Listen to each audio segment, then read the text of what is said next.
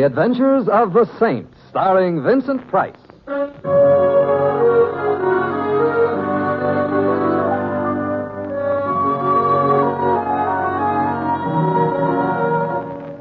The Saint, based on characters created by Leslie Charteris and known to millions from books, magazines, and motion pictures. The Robin Hood of modern crime now comes transcribed to radio, starring Hollywood's brilliant and talented actor Vincent Price as The Saint. All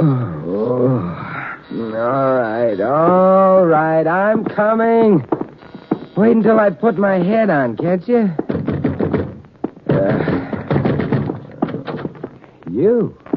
Well, this is an unexpected displeasure. I gotta talk to you, Saint, quick. Let me in. All right, Blanco. But I'm surprised at you. 4 o'clock in the morning is no time for a man in your profession to pay social calls. Like I say, I gotta talk, and you gotta listen. I'm listening. They got a job gonna be pulled tomorrow.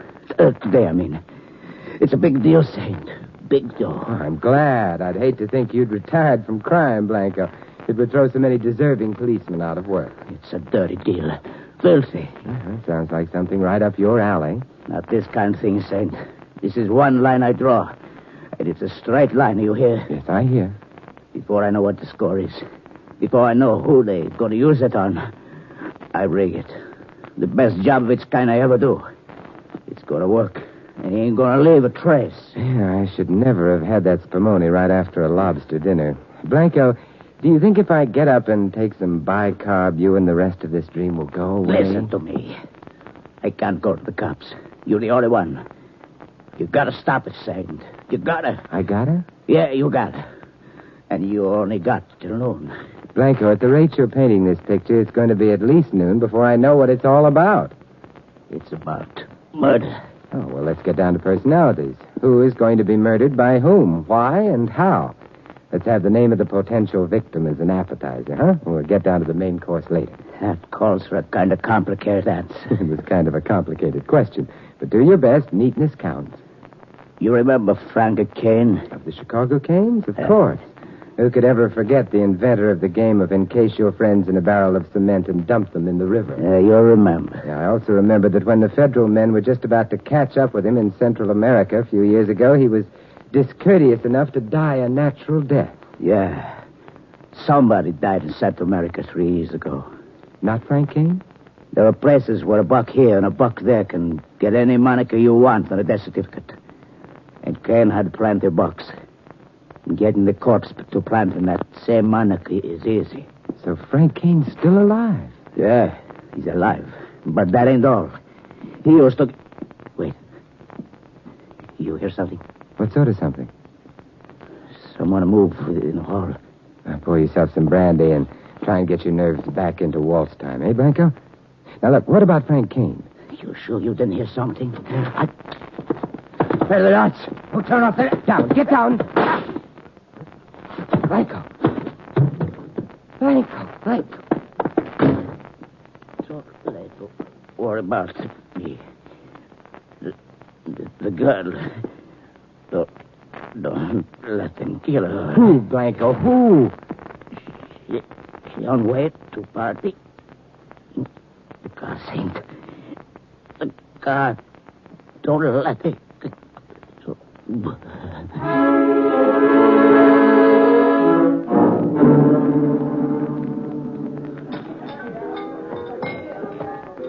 It's good to see you again, Mr. Templar.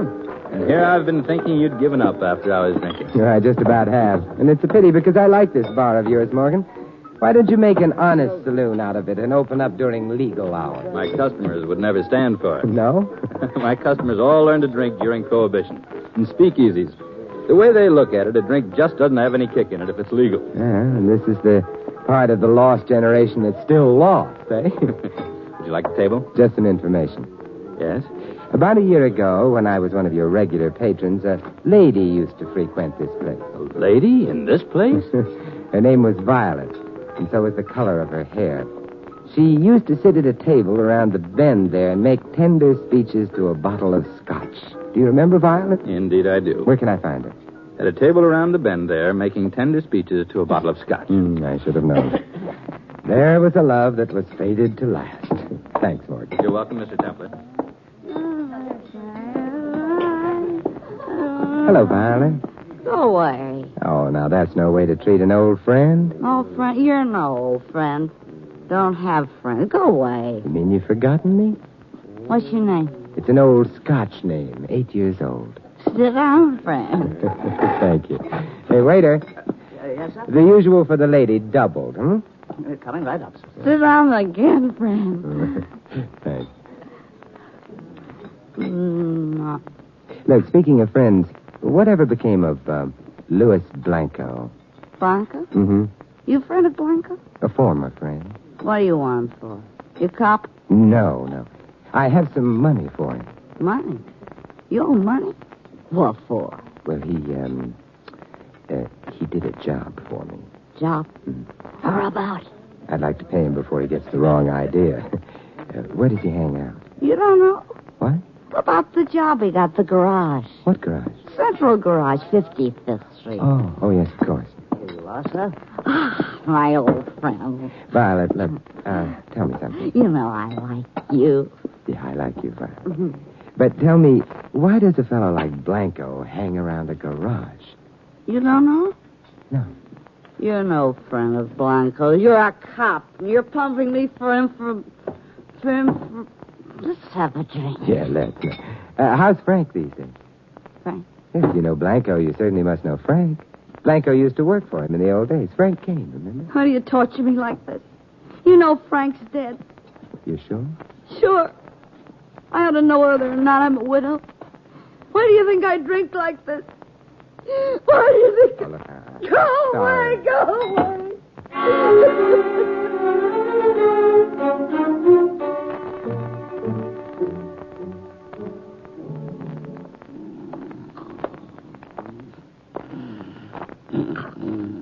Wake up. Hey, come on, wake up. Huh? Oh, guess I fell asleep. Gets kind of lonesome here in this garage all night. I'm sorry I woke you. That's okay, mister. You bringing a car in? No. Taking one out? I just want to talk. You woke me up just to talk to me? Hey, you said you were lonesome. What do you know about a man named Blanco? Blanco. Customer? I thought perhaps he worked here. Nobody by that name here, mister. You sure? Sure, I'm sure. There's 4 of us working here. Me, Ed Williams, Pulaski, and that new guy, Stevens. We take turns working nights. Tonight was my turn. The new man, Stevens, what does he look like? Look, pal, why don't you give a guy a break? Huh?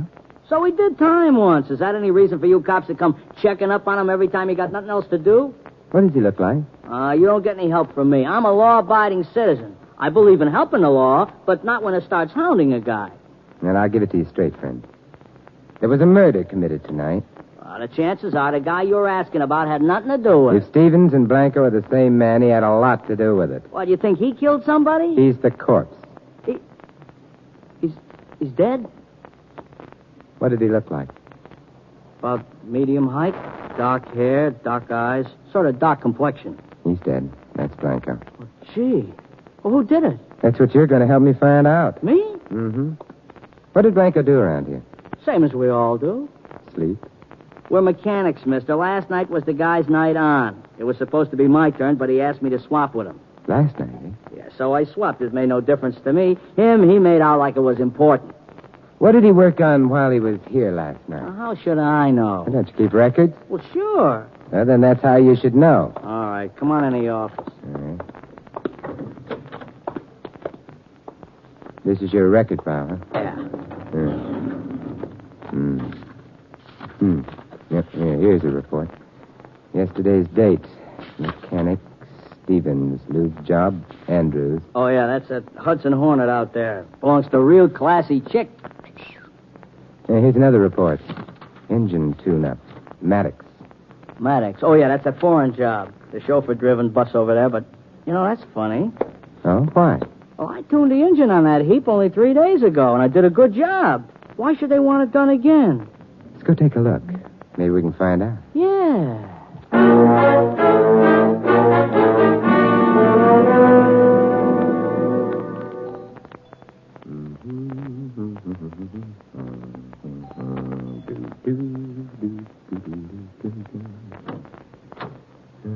Yes?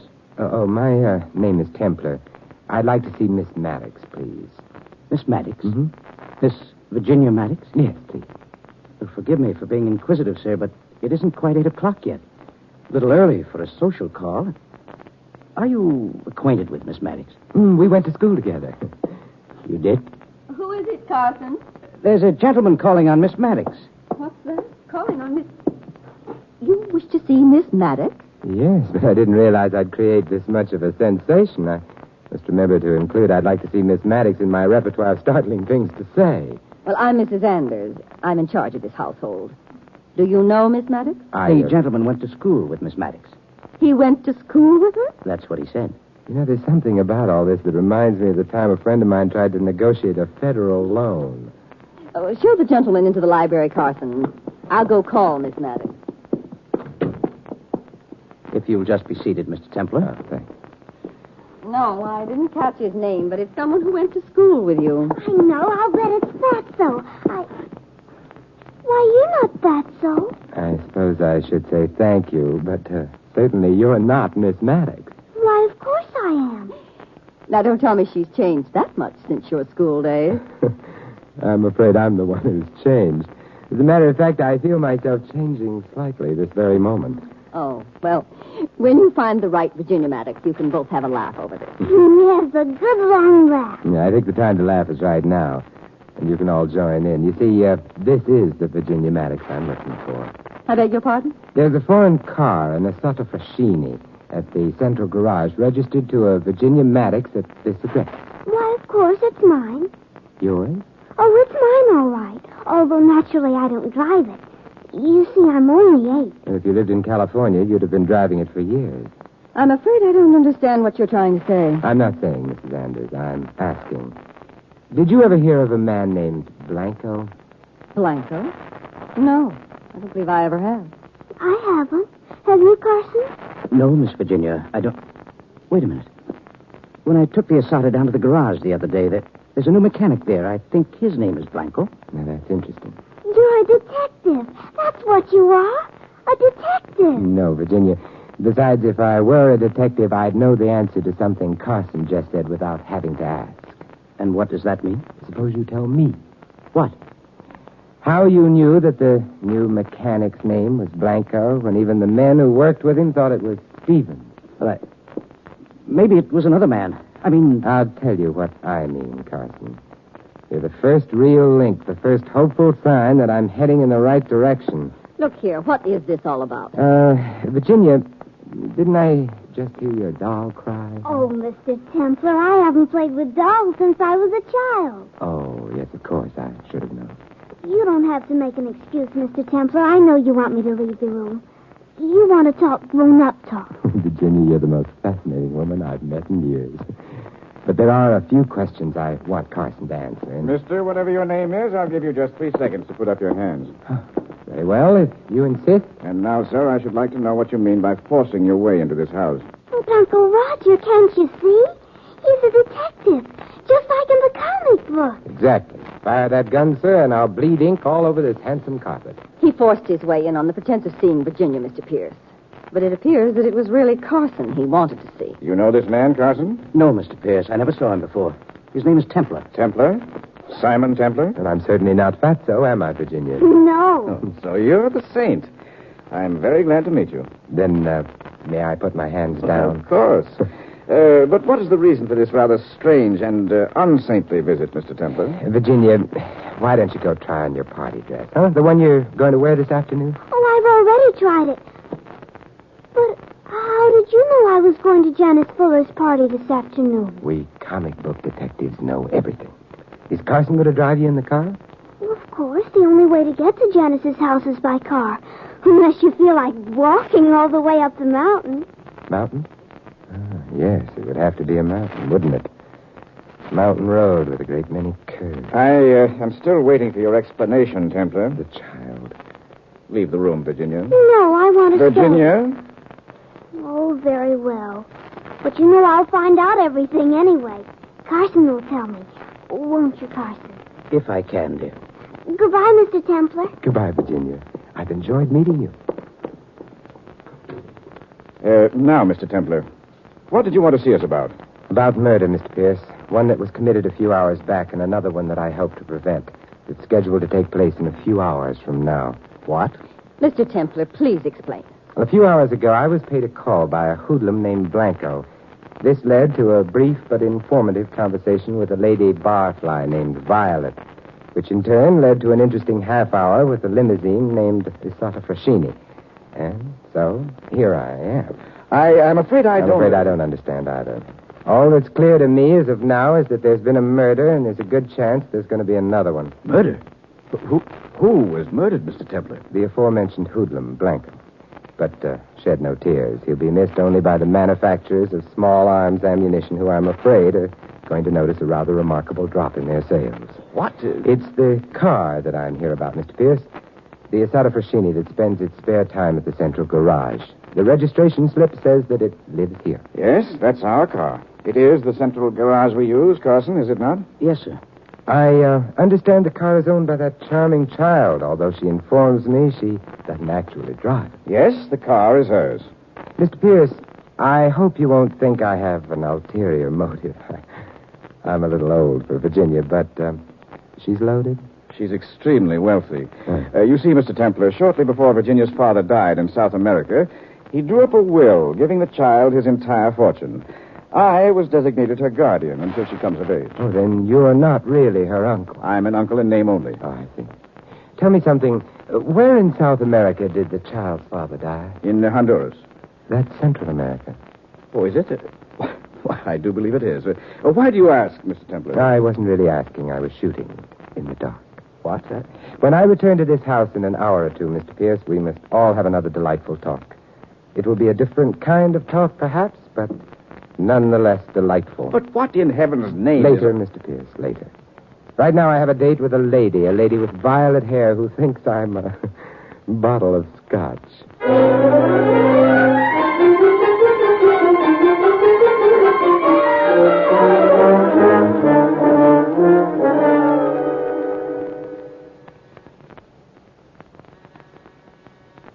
Yes, who is it? Package. Package. I didn't order any. Package from what? What is this? Hello, Violet. I'd like to have a talk with you. A talk. Say, look here, I don't know who you are, but... If you'll let me in, Come on. Come on. What do you mean by forcing your way in here? Argument, while always stimulating, takes time, and I don't have much time. What's this all about? Blanco's dead. Blanco. What's that to me, Copper? I'm not the police. My name is Simon Templar. The same? And you're Violet Kane, Frank Kane's wife. Widow. Yeah, that's another argument we're not going to have time for. You're nuts. If Frank were alive, I'd know it. Drink? No, thanks. There, that's better. All right, we can talk now. What's Blanco's murder got to do with me? You're next on the list. Hey, you dropped your glass. What do you mean by that crack? There's nobody... I don't feel so good. May I help you? No, What? Who'd want to kill me? Somebody who's related to you. I'm not sure who. Related to me? But I've only got one... I don't feel so good. What is it? Oh, it burns. Violet, come on now, let me... No, listen to me. Picture on the table. Only relative.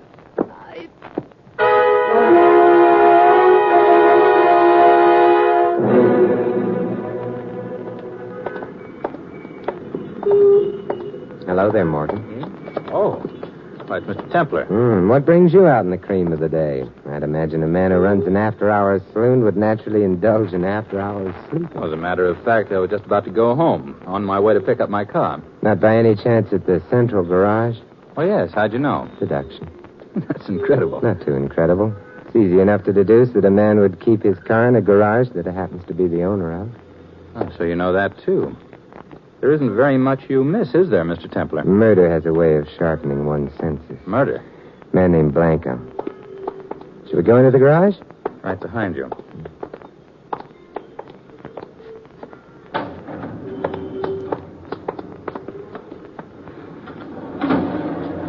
You said his name was Blanco? Yeah. And just now, Violet Kane. Violet dead? But how? Someone evidently thought her whiskey would have a bigger kick with a pinch of poison in the bottle. It did. It's ghastly. Terrible.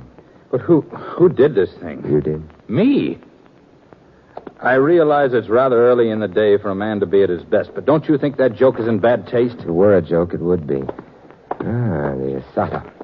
Beautiful automobile that child owns, isn't it? Look at those lines. So sleek, so graceful. Get in, Morgan. Get in. It's a perfect morning for a drive. I don't think anyone would mind if we took her out. You see, I'm rather friendly with the owner. She likes me. To her, I'm a character straight out of her favorite comic book. Get in, Morgan. No, thanks. Why not? We'll take her climbing. I'd like to see what she'll do on a mountain road. Road with a couple of hairpin curves. Come on. No, some other time, Saint. Won't be another time. Or didn't you see the beautiful job Blanco did on the tie rod? No. Sawed through until it's hanging together by the proverbial hair. One sharp turn, like the turns you'd find on a mountain road, and the steering system collapses. And there's an accident. Yeah. Yeah, Blanco did an excellent job until he learned who the victim was to be. It was too much for even his stomach. Oh, you're dreaming. Why would anybody want to wreck an expensive bus like this? A little girl who was going to a party on top of a mountain this afternoon has too much money, Morgan. If she should happen to fall off that mountain in this car, some happy next of kin would have a very happy fortune. Well, that lets me out, Saint. I'm nobody's next of kin. There was a picture Violet pointed out to me before she died. A snapshot taken at a wedding. And do you know who the bride and groom were? Okay, we've talked long enough, Saint. Frank Kane left a lot of money when he died. I'm too close to it. That's another mistake you made, Morgan. Huh? It's me, Frank Kane. Kane? Say, what are you pulling your Carson, the chauffeur? Carson's only his nom de plastic surgery. It's Kane with a new name and a new face. Yeah, but with the same old trigger eye. Kane, are you... Yeah, but never mind me. Don't let him get away. You took care of that. You're the one who didn't let him get away, Kane. A man loses all inclination to run when there's a bullet in his kneecap. He'll keep until the police come. Good. Saint, Virginia, little girl. See? Look, don't try to talk now. Gotta tell you. See that she... Don't worry, Kane. Your daughter will be safe. I'm going to make sure of that right now.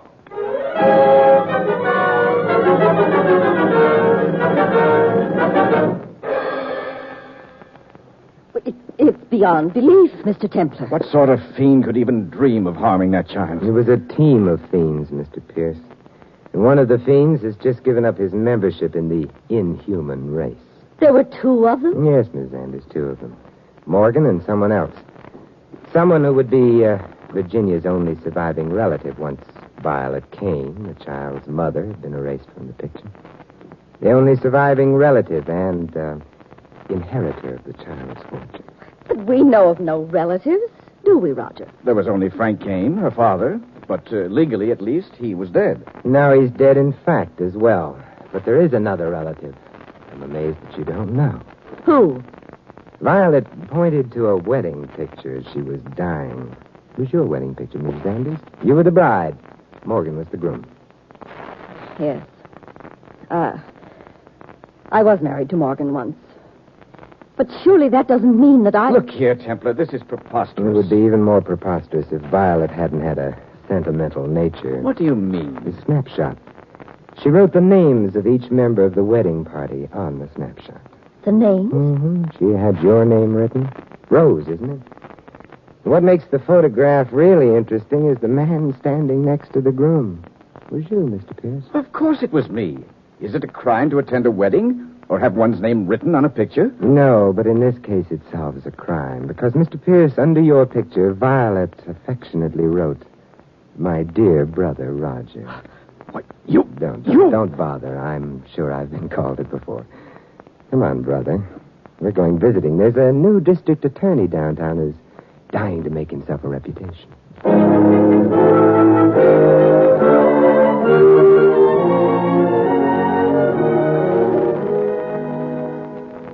Virginia, I've brought you a present. Oh, Mr. Templar, you shouldn't have.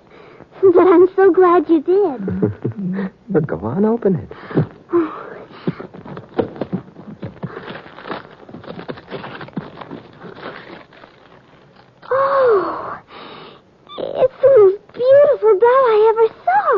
did tell me once that you hadn't played with dolls since you were a child, but... Mr. Templar, I'll tell you a secret. What, Virginia? I just said that to be sophisticated. Something tells me that a certain young man named Fatso is going to be trimmed right down to your size.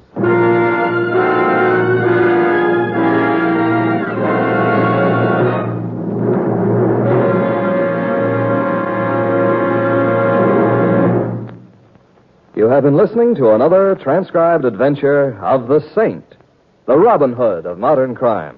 And now, here is our star, Vincent Price. Ladies and gentlemen, in tonight's cast, you heard Maggie Morley as Violet and Anne Whitfield as Little Virginia. Edmund McDonald played Blanco, Jack Moyles, Carson. Ted Von Eltz was Roger, Irene Tedrow, Mrs. Anders. Morgan was played by Barney Phillips, and the Garage Man by Jerry Hausner. This is Vincent Price inviting you to join us again next week at this same time for another exciting adventure of the Saint. Good night.